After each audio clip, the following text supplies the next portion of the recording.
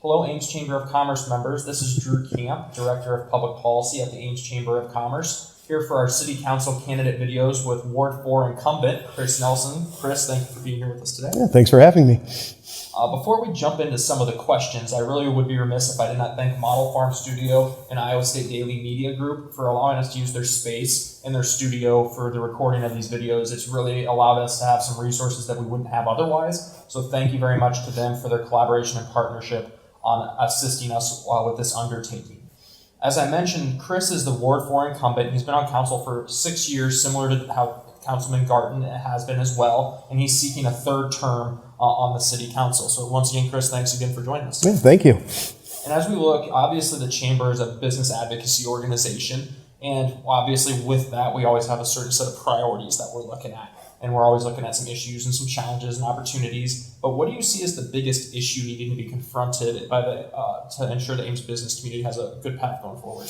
Well, I think one of the interesting things about what the Chamber does is the business environment, but the business environment doesn't happen unless we have a vibrant community. So the 2040 Comprehensive Plan is one of the big reasons I chose to run for another term. It was one of the reasons that I ran 6 years ago in the first place. And that's coming to fruition. We should be done with that early to middle of next year. And that's an exciting process to be a part of. And I would very much like to see that through to its completion. And we have some, obviously as we look at Ames, workforce is always a big thing. We have consistently low unemployment, and that can be a blessing and a curse, obviously. So one of the biggest things we and our partners look at is how can we grow population to really assure that we're retaining and attracting the talent we need for our businesses, both public and private.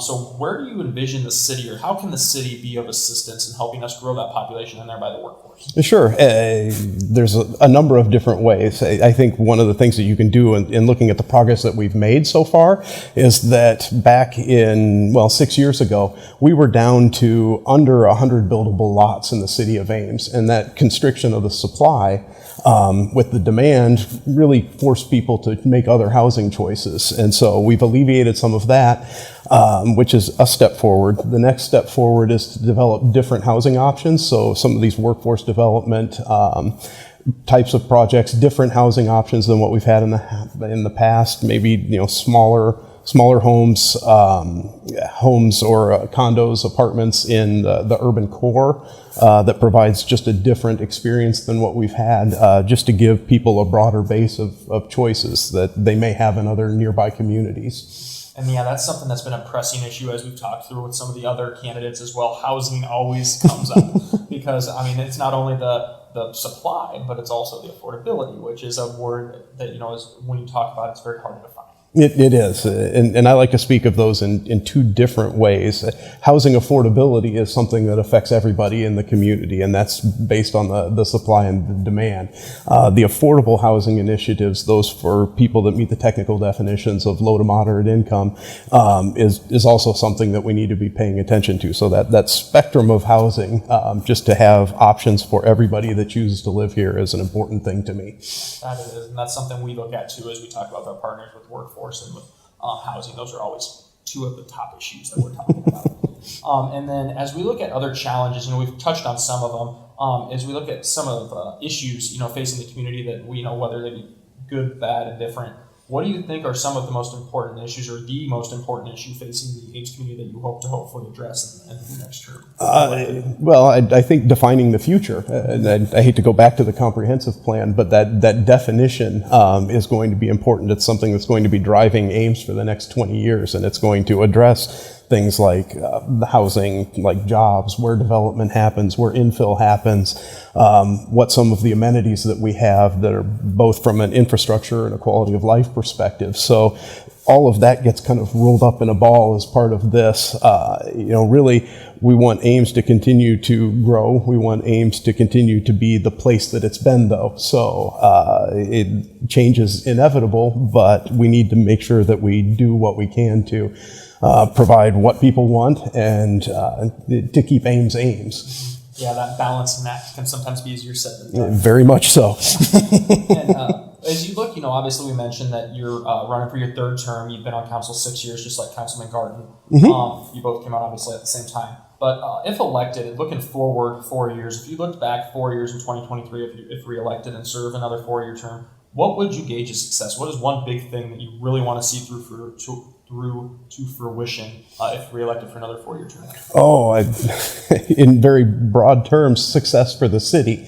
I'd love to see job growth. I would love to see movement on some of these housing issues.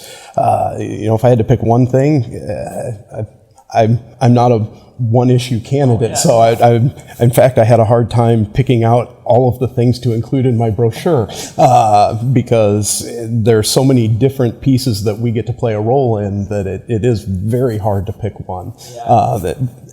Coupled with the fact that we're a growing community, we don't have the budget constraints that some other shrinking communities have. That gives us the leeway to really be creative and do some interesting things here. And so I look forward to hopefully serving the next 4 years and defining what that means. Thanks, Chris. You make a really good point that it's sometimes really hard to just pick one because there's a lot of good things that are happening. And a lot of that is the fact that we put the city, both the mayor, the council, the administration, the finance department, the whole conglomeration that makes that go, have put us in a position to be successful in that regard. One of those things we talked about with Councilman Garten is the fact that we're in a position with our property tax levy that we still have some opportunities even with some of the constraints that have been placed on per the 2019 legislative session. Yeah, the property tax levy is a blessing and a curse. Our property tax levy, which Tim may have mentioned, has decreased over the last 3 years. Unfortunately, some valuations have increased to the point that your overall property tax have gone up. But I think that levy rate shows you how responsible we've been in spending taxpayer money as well. And as we look at the next question, this is a really kind of a big issue because, we've seen so much partisanship and, dare I say, hyper-partisanship at the federal and the state level. And obviously you've obviously been on council for 6 years now. You understand that nonpartisanship is at the very essence of local government. So can you talk a little bit about how you maintain a nonpartisan position and you make sure that partisanship doesn't interject itself into your position or just on the city council in general? Sure. Well, I think one of the biggest things is I'll listen and talk to anybody on any issue, anytime. And so it's important because what that allows us to do when we work as a group is to figure out how to find common ground and how to find solutions to problems and how to make compromises, which isn't necessarily happening at higher levels of government right now. So I do pride myself on being able to come up with creative solutions to get everybody to work together. So I consider that to be a positive.